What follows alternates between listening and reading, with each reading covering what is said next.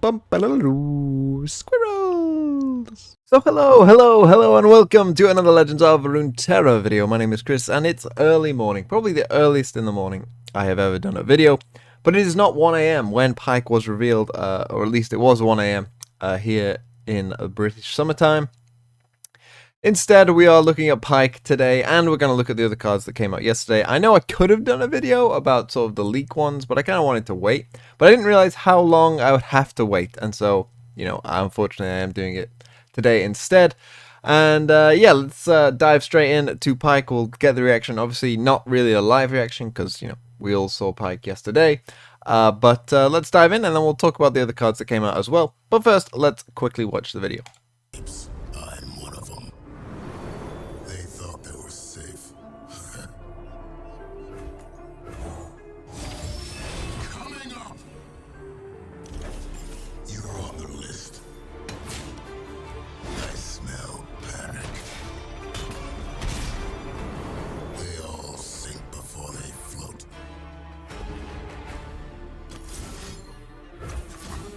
Drown with me.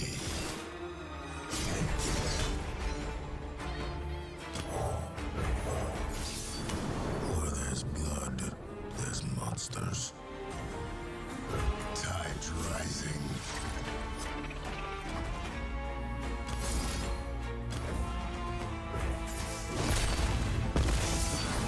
Crossing one off.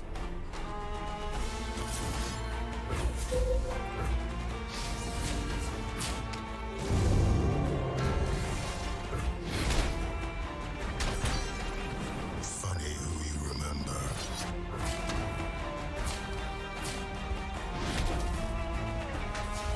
So many names. I'm just getting started.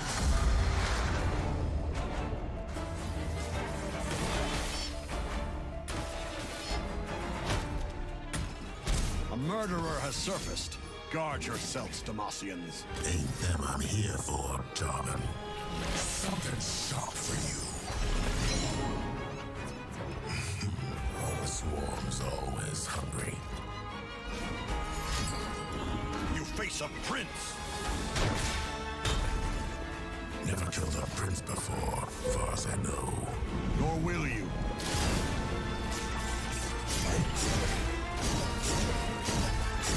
Demacia. More names off the list. More names on it. Okay, and so that is Pyke. We kind of got a taste there. We'll let you go through the cards now. I'm sure most of you have already seen it, so I just wanted to sort of just show you the whole video. And now we'll go into the cards and see what we think of Pyke. So here is Pyke. Let's talk about him. Obviously a 4-mana 2/3 with quick attack and lurk. This is his level 1 form. When I lurk, transform me into Death from Below. Death from Below is the 4-mana lurk fast speed card we saw summon Pyke striking an enemy.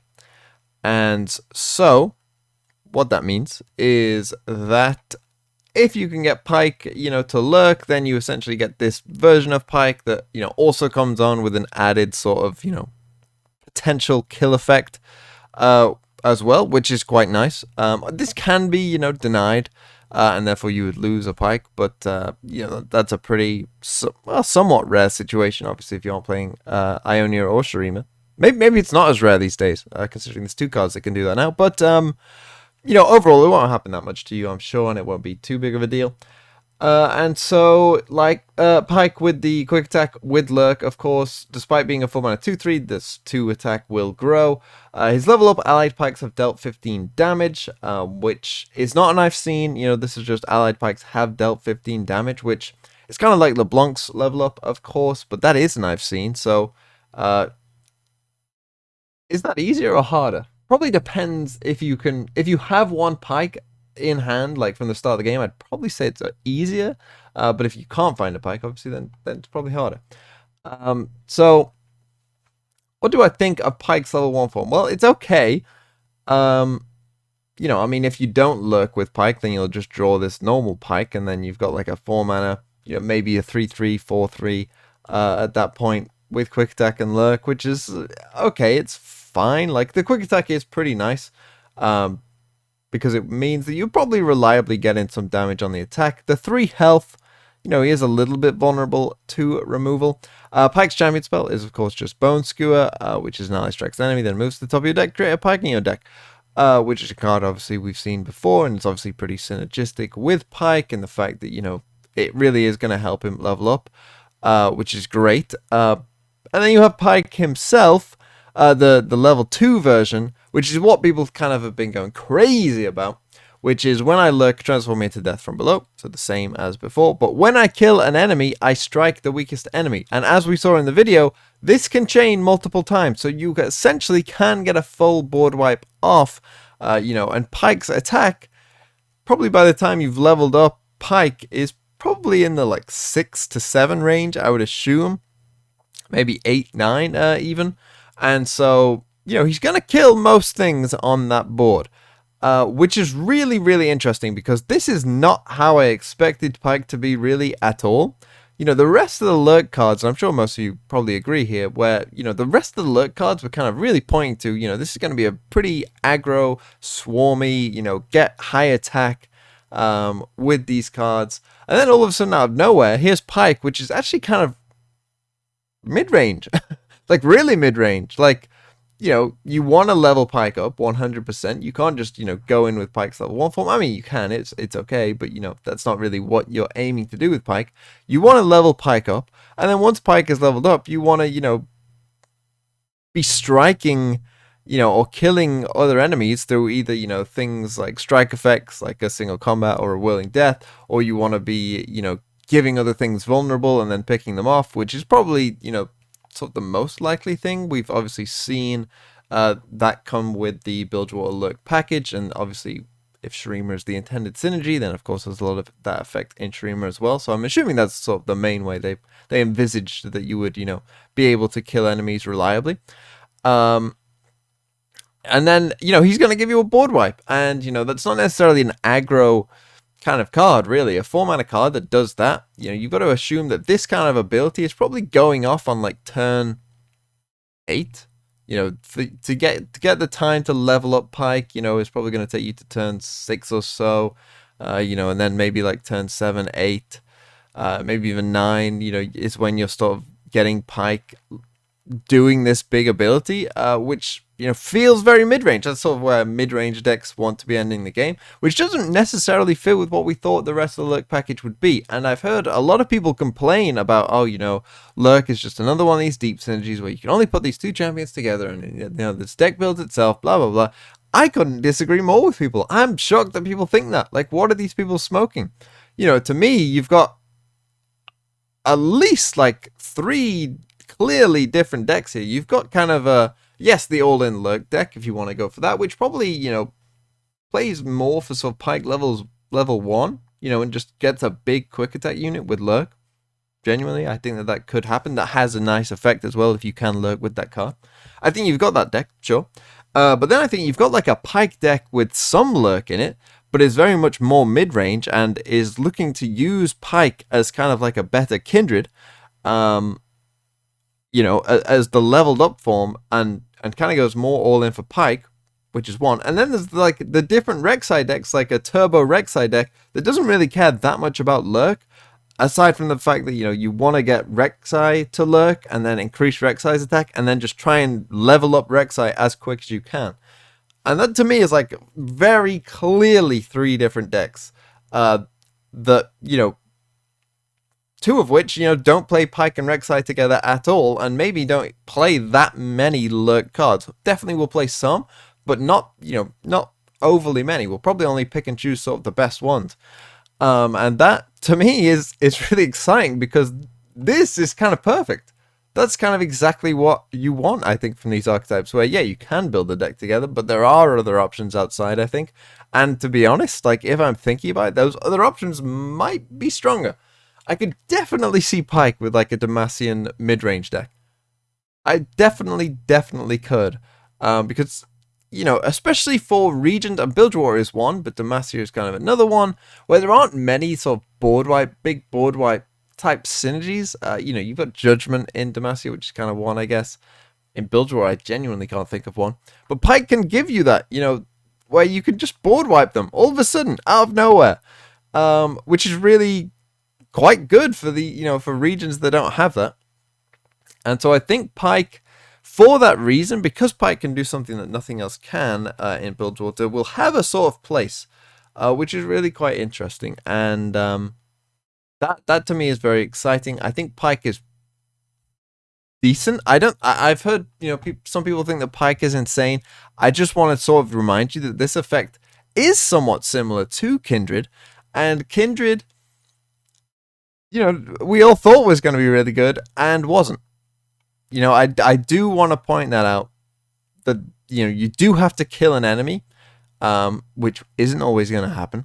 And sure, it'll look great like it did in the video when you're killing a whole board of units, but your opponent might not have a full board of units. They're going to be cautious when you're playing Pyke. They're going to know, well, they're playing Pyke and they've got Pyke leveled up. I'm not just going to commit a full board of units because they know, that they're aware. But it is whenever you kill an enemy. It's not just once per turn. It is, all the time. So I think it is better than Kindred for sure. And Pyke is also 4 mana. So I do think that Pyke is basically a better version of Kindred. Pyke could become what we thought Kindred was going to be. But you do need to level up Pyke first. So there is going to have to be some sort of build around off Pyke, potentially predicting Pyke to the top of the deck, or whether it's helping keep Pyke alive, or increasing its attack, or whatever, or using things like single combat or whirling death, or some strike effect, right? So it helps level Pyke up. There will have to be some kind of extra added synergy with Pyke, I think, to make it work. But overall, I'm pretty psyched. I think this is a cool champion, and as I said, I think there's multiple directions you can go with Pyke. So with that said, let's move on to the other cards that were revealed yesterday and talk about them. So we have Jewelfish here, an 8 mana. This I think is the last Lurk card. An 8 mana 2/7 with Lurk. So obviously this attack can go pretty high by turn 8. Play each Lurker strikes a random enemy. So a pretty powerful effect in very specific situations. And this card was revealed before Pyke, so at first I looked at this card and I was like, what? This doesn't really fit at all, because back then I was thinking, Lurk is very much, about an aggressive archetype that, trying to beat down your opponent as quick as you can. Now, though, I'm looking at, and so I thought that this was trash at first. I was like, well, why would you ever play this? Even though it has, a somewhat powerful ability, this again is kind of like a one-sided board wipe. Obviously, this card only really fits the all-in Lurk deck, because you're going to have, a certain amount of Lurker allies. But, if those Lurker allies have, more than 5 attack, you don't need too many of them before you are really killing quite a few things. Again, this depends on how this works. I genuinely do not know, and I probably doubt anyone but the devs actually do know. Does this strike... Like, how Ricochet works, where it can actually overkill things? Is this the same, where, different allies can pick the same one, and then if it's dead, it just does nothing? I'm not sure, or will it always pick, something like, it goes in order, like, I strike one, oh, that one's dead, so this second one can't strike that one. Yeah, you get what I mean. I'm not sure. And that would affect the balance of this card, I think, pretty significantly. Because sometimes you could just kill one thing and whiff with all your other things, which would feel really quite bad.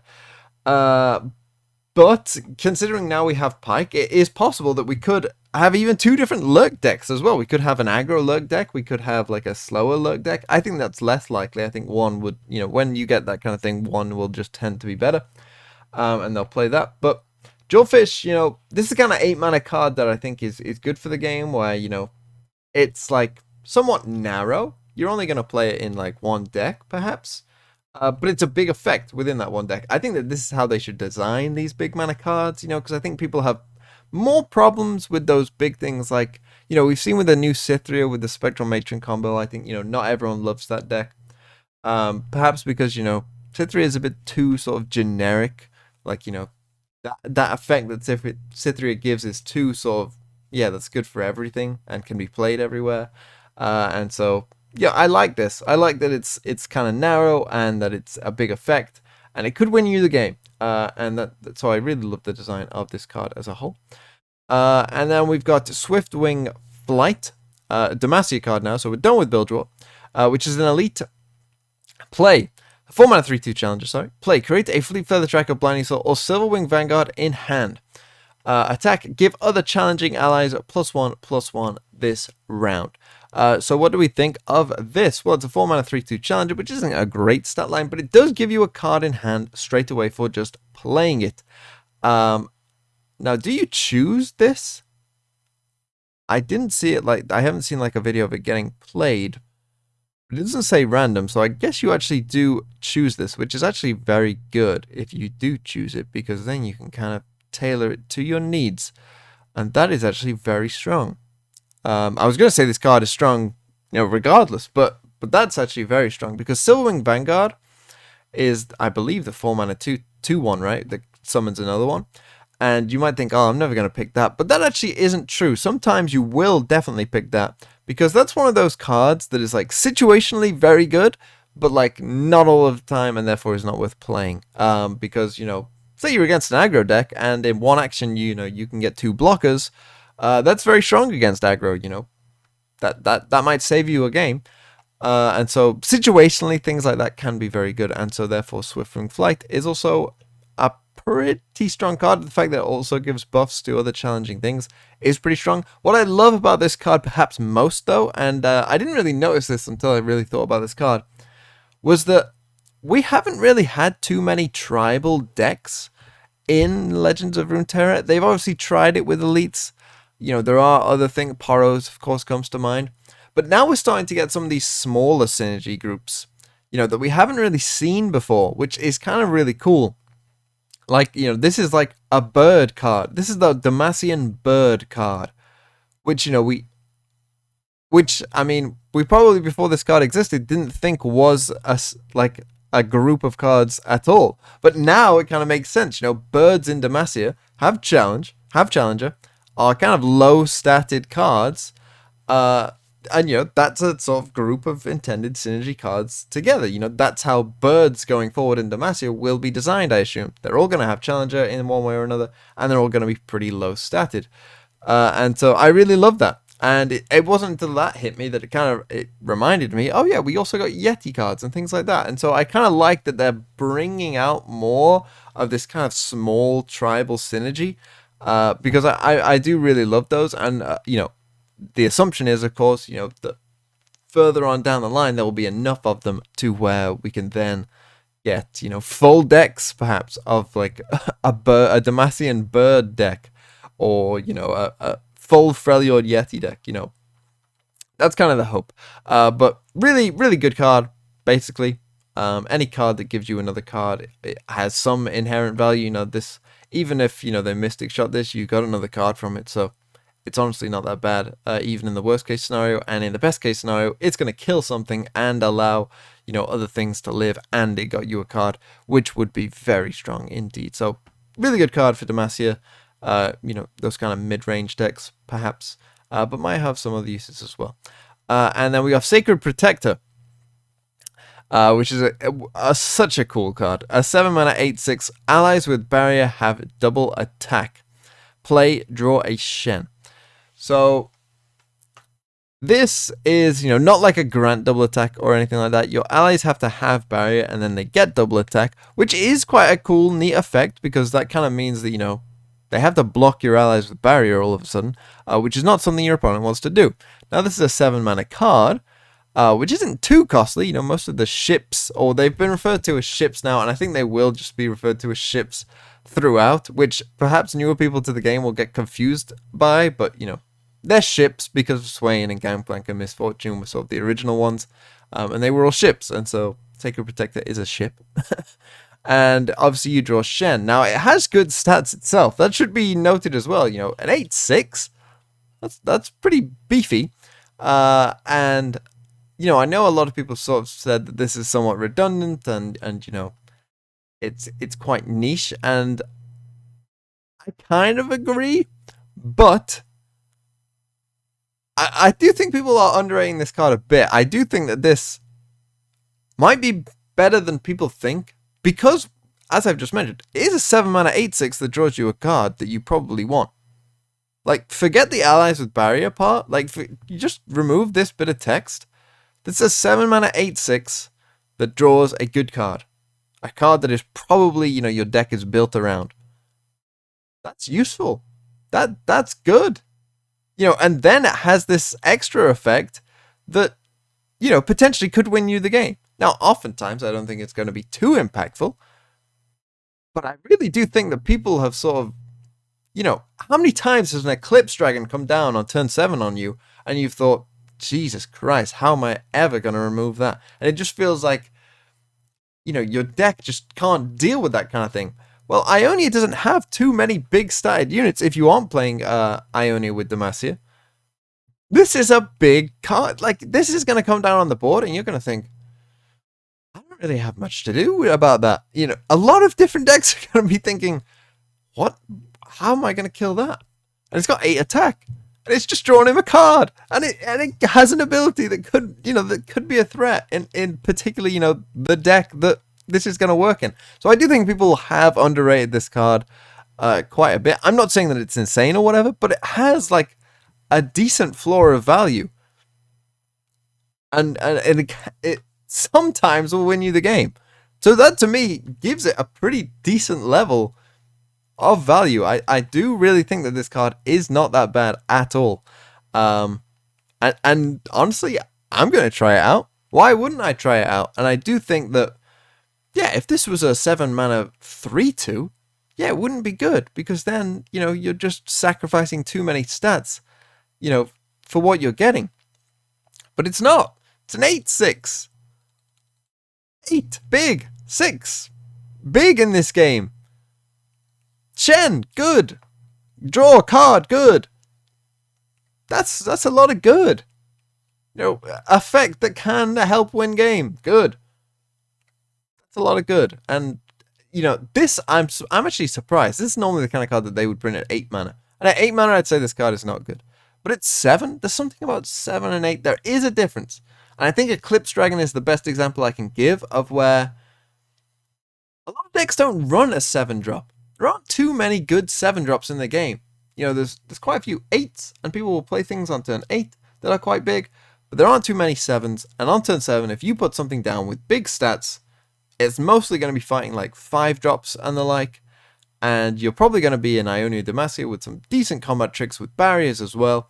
This is going to live, it's going to be a threat, and your opponent's going to have to deal with it, and you could potentially, you know, give things double attack as well, which is also a big threat. And that could help combo win you the game, because of course you can do this at burst speed. Essentially, you know, you can attack, because this is sort of an ongoing effect. If I'm reading this right, you can attack, they can block, and then you can just give, you know, something big barrier. Well, now it's got double attack, and now they're dead potentially. Yeah, that's how this works. Like, I think that this card is pretty good, and so that's my whole theory on these cards. I will be back to later today, hopefully, if they start revealing cards at a normal human being time again.